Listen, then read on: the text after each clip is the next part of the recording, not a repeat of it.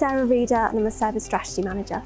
So I work in Group Service Management under Digital CX and Tech Futures. It's quite a small niche team and we act as the voice of the customer, technology and the business as well. We support the business with data that they need in order to make decisions for projects and initiatives. So from a team perspective, there's a highlight every day. Our TV team have worked to increase the minimum speed needed to purchase Sky Glass, and what that meant was customers get much better viewing experience for the speeds that they have. I've also got a real project of passion, which is wellbeing, and I've done a lot of work within Group Service Management to run wellbeing sessions, empowerment sessions with positive affirmations, and made a real difference to our colleagues.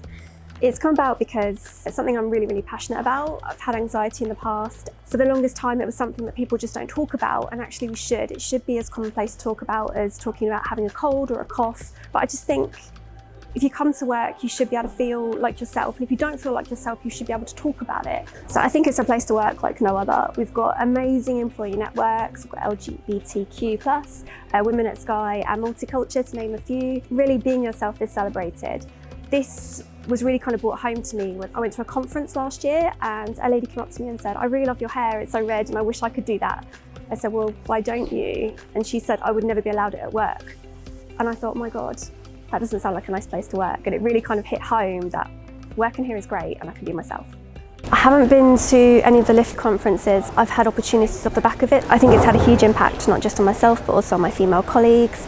Being able to connect with other women in the same situation, build our networks, have conversations, it's hugely empowering, and actually you get to speak to people that ordinarily just never would and expand your network. It's amazing. So the impact this has had on me has been huge. I'm relatively new in my tech career. I've been here for just over a year, and my leadership team have really supported me. One of my leaders was invited to speak at a virtual conference around being a woman in tech, and she brought me along as well to talk about overcoming confidence gaps and being a new woman in tech. It was an amazing opportunity and one that I wouldn't have had without her.